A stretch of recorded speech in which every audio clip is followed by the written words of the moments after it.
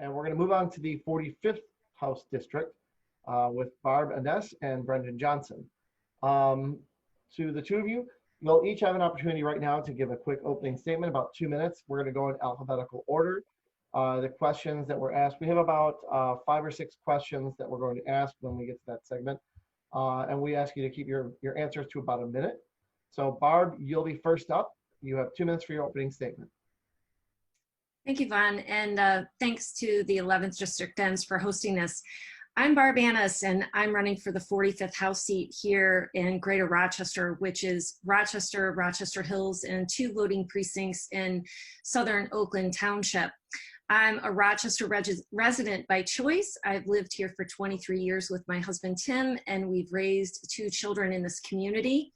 I'm a graphic designer by trade and a small local business owner. I'm a professional advocate for children in public education, professional and passionate, through PTA at a local, state, and national level. And when I talk about PTA, I'm not talking about bake sales and fundraisers. I'm talking about advocacy at all levels of government in Lansing and in Washington, D.C., to advocate for all children in public education. That advocacy led me to my current public service, which is as a trustee for the Rochester Community Schools Board of Education. I ran uncontested in the 2018 election, and this run for state rep is not a career move for me. It's out of a sense of purpose. I'm exhausted. I'm exhausted of fighting for the things that I value and not seeing those values reflected in Lansing. And I know that Michigan's been a leader in the past in education and in middle-class outcomes for families, and we can get there again. We just need to remember to invest in the things that we say we value. So that's why I'm running. I'm going to represent all voices, and I'm asking for your vote for me, Barb Anness, for the 45th District. Thank you very much, Barb. Brendan, 2 minutes for your opening statement. Yeah, thank you so much, Vaughn, and thank you to all of the Democrats of Michigan's 11th Congressional District for hosting this great forum. I'll say you all have one heck of a Congresswoman. She's doing great things for Michiganders in DC, and I'm so grateful for all the support that Haley has given to me as a fellow candidate. But my name is Brendan Johnson, and I'm a Democrat running for state representative, actually in Congresswoman Stevens' hometown of Rochester Hills here in the 45th. Like many of you, I'm sure, my life story is closely tied to my community. I'm a very proud 4th-generation Michigander, and I was born and raised right here in Rochester. From long bike rides down the Paint Creek Trail to shows at Avon Players to enjoying practically every activity through Rah-Rah, I've always loved my community. And it gave me a great foundation for a career in diplomacy, too. I studied international relations at Michigan State University. I got my master's degree in foreign service from Georgetown University. I've looked after constituent relations at the Michigan House of Representatives. I advanced American interests abroad at our U.S. Embassy in Madrid. And most recently, I worked for and supported the national security work of my Congresswoman, Alyssa Slotkin. But no matter where I went, I always remembered home. And my community that gave me everything was still under the oppressive representation of Republican leaders in Lansing who to this day have a stranglehold on good governance in Lansing. And that has led to a litany of negligent policymaking, everything from the Flint water crisis to systematically underfunded education system to the worst infrastructure in the nation. And so I chose to come back home and set down roots in my hometown, a hometown that so deserves high quality representation and someone to fight for them in Lansing. And my experiences in state and federal government, my commitment to public service, and my knowledge of this community have prepared me to bring the new generation of leadership that we need in Lansing to solve the most pressing issues, which I'm really looking forward to discussing with you all right now. Great, thank you very much, Brendan. So now we have a set of questions. We're going to go through about 5 questions.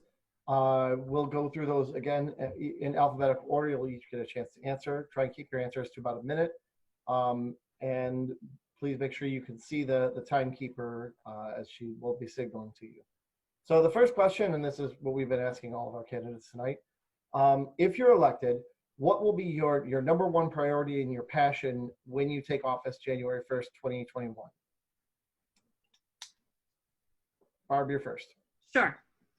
So I hate to sound repetitive, but for me, it's absolutely education. That has been something that I've advocated for years for.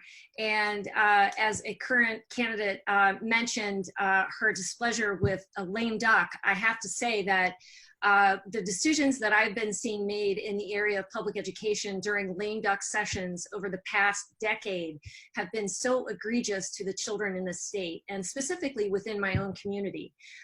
We need to make sure that we fully fund our school aid fund and stop allowing for budget shortfalls and using that fund to fill those general fund budget shortfalls. We have our own representative here in the greater Rochester area that sold out the kids in our community by voting for an A through F grading system to provide a $200,000 grant to our local public park that was being created. So I want to make sure that we have representation that matters. Fine. All right, Brennan, same question to you. Yeah, well, I don't mean to beat a dead horse, but I think pretty much everyone is in agreement. Although I do want to caveat this with the reality that I think we're all aware of, and that is that COVID is absolutely still very much a thing, right? I actually had COVID myself back in March. I know what it's like from a healthcare perspective, and I'm very proud. I know there's a map of the United States that's been going around that shows that Michigan is the best in the country for dealing with COVID from a healthcare perspective. And that absolutely does have an impact on our education system, which we need to be meeting our teachers where they're at. They've been trying to teach their students from away for so many months. We need to be meeting our students where they're at, who have been trying to learn from away for so many months, and our parents who have been trying to homeschool for so many months too. But obviously COVID affects so much more. It affects our economy, making sure that our businesses and our workers are able to do their jobs and make Michigan thrive in this new pandemic era is really going to be the test of local governance. Okay, thank you very much. All right, this is another question. This is from Kevin. With potential education cuts happening due to the COVID-19 pandemic, what will you do to ensure school staff, from teachers to administrators and support roles such as lunch workers and bus drivers, will not have to face mass privatization of services? Barb, this goes to you first. Well, unfortunately, prior to my sitting on a local school board, that decision about the privatization of local services was already made. And this was several years ago when the district had to make cuts to accommodate supporting the general fund budget and not impacting students directly in the classroom. I think it's really important that where public tax dollars can support workers for public services, that's the way it should be. That's the way it should be structured. In this case, we want to ensure that any changes to our budget are the least impactful to our students in the classroom. And as a school district, I think we've done a good job of maintaining that. And as we move forward and address the COVID-19 issue, that's going to be contingent on the type of support that we get from the state. And that has yet to be determined because there's no budget yet. All right, thank you, Barb. Brendan, same question to you. Yeah, so the dirty answer to this question is that we as a state don't actually know how much money we're playing with, right? There's an estimated $6.2 billion shortfall over this fiscal year and the next fiscal year. For reference, the general operating budget of the state of Michigan is roughly $11 billion a year. So that is quite a massive shortfall. And the actual answer is going to be largely dependent on whether or not we receive federal funding. However, to the privatization point of this question, I mean, I'll just be honest with you all. I am a public servant, tried and true. My grandmother was a public school teacher. My mother is a public health nurse for Oakland County. I've always worked for government, and I will never stand for privatization of public service industries and anything that has to do with public service. So we've never seen a good result with privatization of public service, and I'm not here for that. Great. Thank you. Thank you very much. This is a good question. I like this one. I actually probably would have liked to pull this hard to the beginning. From Erica, how are you involving the voices of young people who will be the next generation of leadership in your campaigns? This goes to you first, Barb. Great question. I actually have quite a few staffers that are helping to inform policy, specifically around social justice issues, which has become a very hot topic as of late. I think it's great to include the perspective of young adults, specifically actually those who are coming out of high school additionally, and they can inform a myriad of the policy that I'm currently working on, specifically around the issue of public education, which many of them have just completed and are now going on to higher education. And that perspective as well is key. Michigan spends about 4% of its budget on higher ed, whereas as a country, many states on average spend 10%. That's something that's going to impact the youth in our community as they transition from K through 12 to higher ed. And I'm proud to say that I have many college-age students on my staff that are helping me with my campaign. Thank you very much, Barb. Brendan, same question. Yeah, I really appreciate this question. As a young person myself, I've been incredibly motivated by other young candidates throughout the country. Mari Manoukian is a really great inspiration for me, and Oakland County is really privileged to be represented by so many other young people. For me personally, my campaign team spans 4 generations, and I am so proud to have so many folks in high school and in college right now who are working for us and making sure that we are a strong and thriving campaign. I'm so proud to have the backing of the Rochester Youth Feminist Council. They've done a few really great phone banks with us, and I was greatly appreciative to sit with them. The Michigan Federation of College Dems had their annual gala at Oakland University, which is half in my district. And I was so grateful to represent our district and our community there and get to know so many of our young leaders there. Writing policy and being a really energetic campaign team is something that is very motivating. And more than anything, I want my generation to turn up at the polls this November. So if I can do anything to help with that, this will have been a success. Great, thank you, Brendan. This is another question. It's based on a number of questions that were submitted to the 11th District Dems. What are your plans to improve access to mental health care and to reduce barriers are created by location and income? Barb, you're first. That's a great question. I actually, early on in my campaign, heard from a young constituent who, grew up in the area in my community and had access to mental health care through his parents' insurance, and was struggling and needed access to a mental health provider. But the barrier wasn't the cost. The barrier was finding the access to the healthcare professional so that he could get the service. So I would like to see an increase in encouraging at a state level that profession, so that we can ensure at a local level we have enough clinicians to cover much needed mental health resources. Also, sometimes the barrier to receiving those mental health services are the co-pays. So I want to ensure that people who have pre-existing conditions, that their insurance covers that and that doesn't preclude them from getting mental health services that they need. Thank you. That's time, Barb. Brendan, same question to you. Yeah, this is such a great question because, oh, I'm sorry, did I cut you off? No, you're good. Go ahead. Oh, okay. This is such a great question. Yeah, I mean, mental health is a critical issue right now in 2020, and I'm so grateful that it's becoming more discussed. I am actually so proud of my mental health plan. If you go to my website, brendanformichigan.com, you'll look, I'm one of the only candidates in the state, I think, that has a full mental health plan that was released in March. But just a handful of the things that I would do. One, commit to being stigma-free. We've got to fund and improve our student services in our classrooms. We've got to make sure that mental and behavioral health care is cheaper and better accessible to all people. We've got a lot of funding gaps in our state, and actually Michigan is rated an F in mental health priority and parity. And we've got to support our local communities who have better access to their own needs. So those are some short-term solutions. In terms of long-term solutions, we need to do thorough investigating to see where we need practitioners to, oh goodness, there's so much more to talk about. Go to my website and read the plan. Great, thank you very much, Brendan.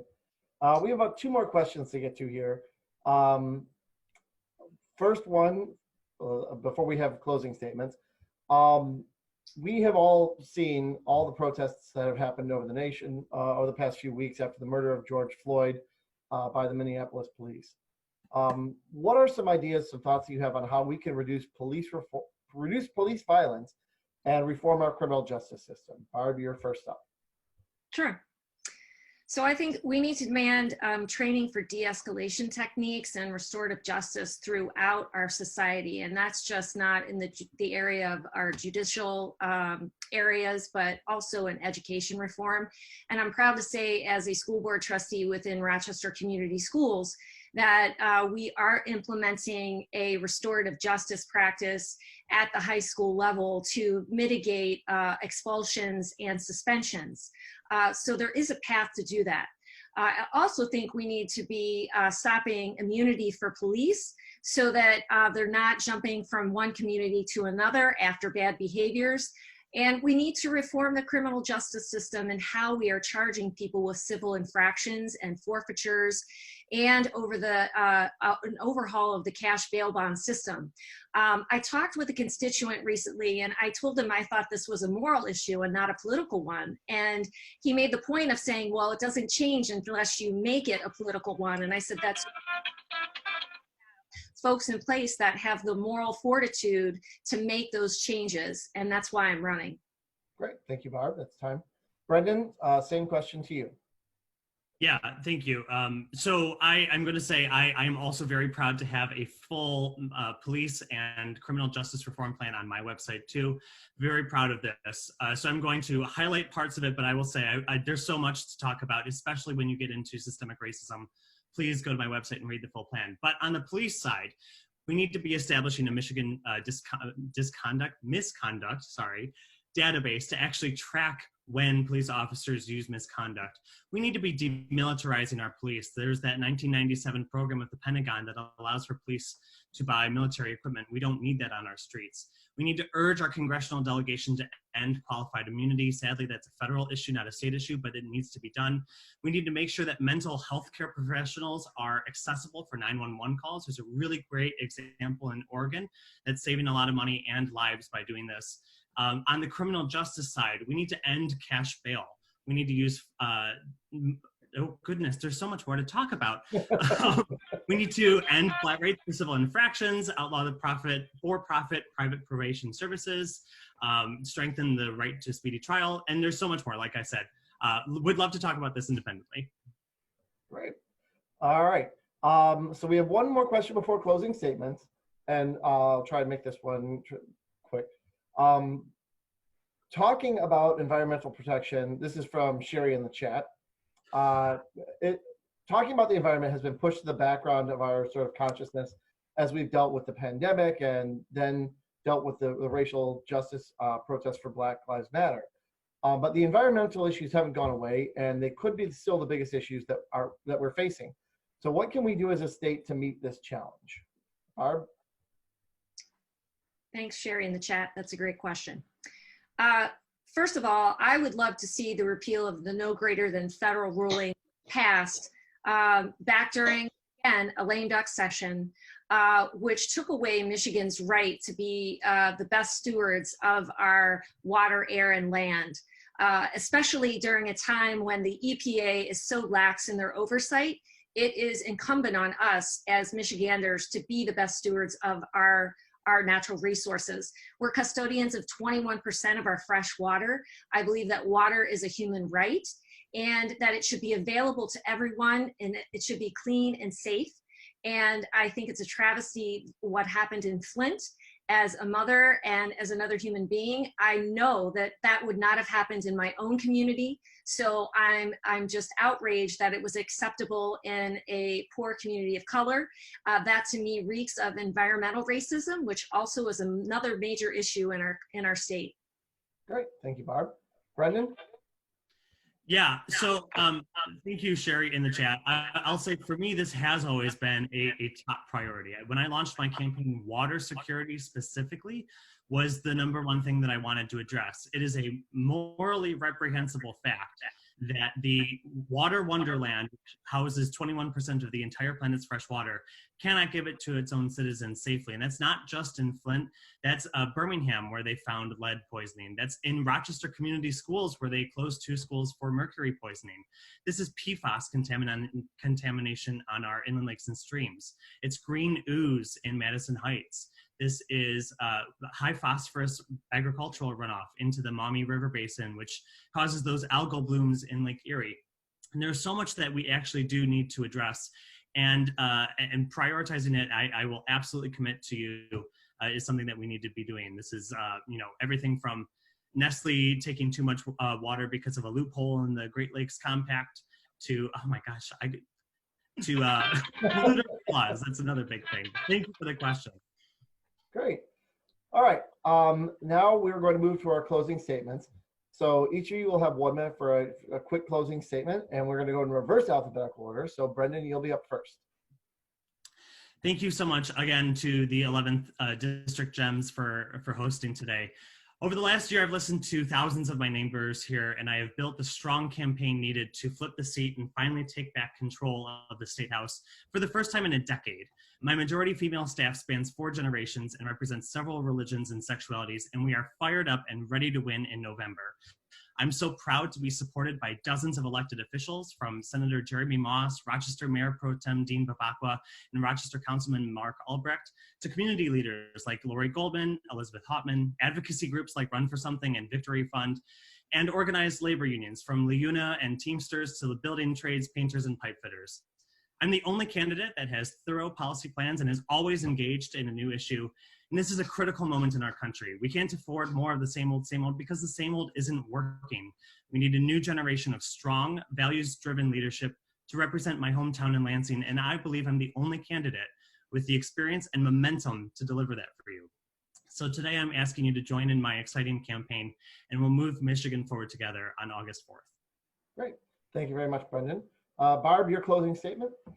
Thank you, Vaughn. Thank you to the 11th District Dems for hosting this. Perspective and life experience matters. Policies can be implemented when you have real life experience of working with others, you have the understanding of collaboration and compromise, and are humble enough to know that you personally don't have all the answers and that you're willing to work with others to get them. I'm currently a public servant who brings a skill set of collaboration and problem solving with this experience. I'm a working professional who has a small business within my community. I've lived here for 23 plus years, and I've been around to see and know what's important to my neighbors, and education is at the top of that list. And it shows through my past 17 years of my strong commitment to this important issue. As a mother, as a woman, my life experiences matter. I'm endorsed currently by Emily's List and the National Association or Organization of Women, the Macomb and Oakland County chapters. And I just recently was endorsed by Senator Rosemary Bear. So I am the person to flip this seat, and I am in this to win it. And please go to barbanness.com for more information about my campaign. Great. Thank you very much, Barb. Thank you to Brendan and Barb for being here with us this evening. Good luck to the 2 of you in the primary. We have just such a great slate of candidates all across the ballot.